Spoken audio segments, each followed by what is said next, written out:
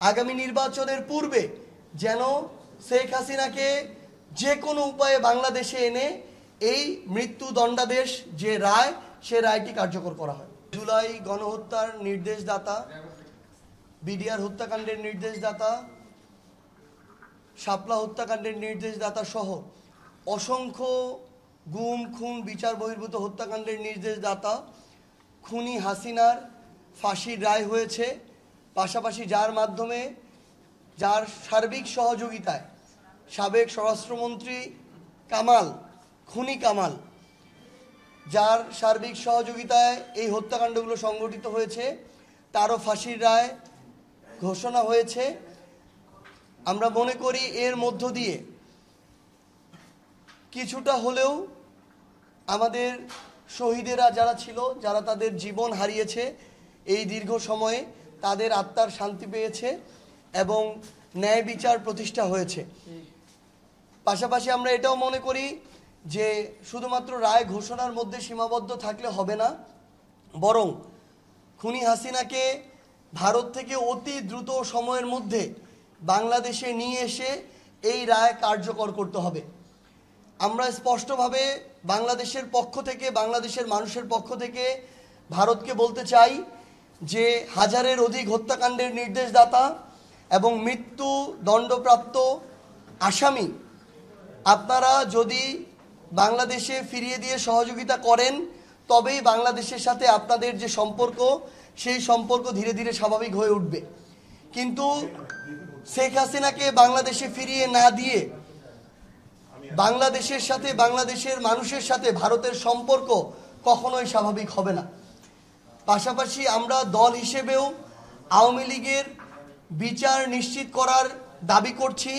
কারণ এই হত্যাযজ্ঞ আওয়ামী লীগ যেমন শেখ হাসিনার সামনে থেকে নেতৃত্ব দিয়ে ঘটিয়েছে, এবং দল হিসেবে আওয়ামী লীগের সার্বিক সহযোগিতায় এই হত্যাকাণ্ড ঘটেছে। সেই জায়গায় দল হিসেবে আওয়ামী লীগের বিচার নিশ্চিত করতে হবে। তাছাড়াও খুনি হাসিনা এবং তার এই পুরো ফ্যাসিস্ট সিস্টেম যতগুলো গুম খুন বিচার বহির্ভূত হত্যাকাণ্ড ঘটিয়েছে, গণহত্যা ঘটিয়েছে, এর তুলনায় আসলে এই শাস্তি কিছুই না।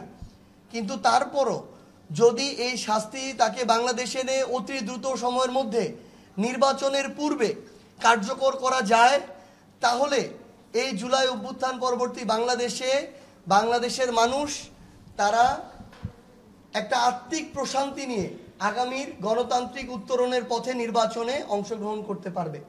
তাই আমরা প্রত্যাশা করব যে আগামী নির্বাচনের পূর্বে যেন শেখ হাসিনাকে যে কোনো উপায়ে বাংলাদেশে এনে এই মৃত্যুদণ্ডাদেশ যে রায়, সে রায়টি কার্যকর করা হয়। চৌধুরী আব্দুল্লাহ আল মামুন, যিনি সাবেক আইজিপি ছিলেন, তিনি এই শেখ হাসিনার যে বিচারিক কার্যক্রম হলো সেখানে তিনি রাজসাক্ষী ছিলেন, এবং তিনি তার জায়গা থেকে প্রত্যেকটি সত্য কথা তুলে ধরেছেন। এবং আমরা আমাদের জায়গা থেকে এটাও ব্যক্তিগতভাবে যতটুকু তার সম্পর্কে জানতে পেরেছি যে তিনিও তার জায়গা থেকে ব্যক্তি জীবনে চেষ্টা করেছেন পেশাদারিত্ব বজায় রাখার, কিন্তু নানাভাবে এই সিস্টেমের অংশ হিসেবে অনেক কিছু দায়ভার তার উপরেও যায়। যেহেতু ওই প্রতিষ্ঠানটিকে ব্যবহার করে অসংখ্য অন্যায় কার্যক্রম করা হয়েছে, কিন্তু তিনি যেহেতু রাজসাক্ষী দিয়ে এই বিচারিক কার্যক্রমকে ত্বরান্বিত করতে সহযোগিতা করেছেন, আমরা তার যে শাস্তির বিষয়ে, এই শাস্তির বিষয়ে আমরা মনে করি যে এটি উপযুক্ত। আমাদের যারা এই জুলাইয়ের যারা আমাদের শহীদ রয়েছেন, আমাদের যারা এই অভ্যুত্থানে আহত যোদ্ধা রয়েছেন, অঙ্গ হারানো যোদ্ধা রয়েছেন, তাদের সহ আমরা আহ্বান করব যে বিগত 16 বছরের এই ফ্যাসিস্ট আমলে যারাই শাপলা হত্যাকাণ্ড, মোদি বিরোধী আন্দোলনের যে হত্যাকাণ্ড, এরপরে আমাদের বিডিআর যে হত্যাকাণ্ড সহ আয়নাঘরের বিচার বহির্ভূত হত্যাকাণ্ড সহ সকল গুম খুন বিচার বহির্ভূত হত্যাকাণ্ডে যারা জীবন হারিয়েছেন, ক্ষতিগ্রস্ত হয়েছেন, আমরা অনুরোধ করব তাদের সবাইকে যেন পুনর্বাসনের ব্যবস্থা করা হয়, তাদের পরিবারের যে নিরাপত্তা সেটার যেন ব্যবস্থা করা হয়, এবং তাদের প্রয়োজনীয় চিকিৎসা থেকে শুরু করে আমাদের জুলাইয়ের যারা আহত যোদ্ধা রয়েছেন তাদের পুনর্বাসনের জন্য উপযুক্ত ব্যবস্থা করা হয়।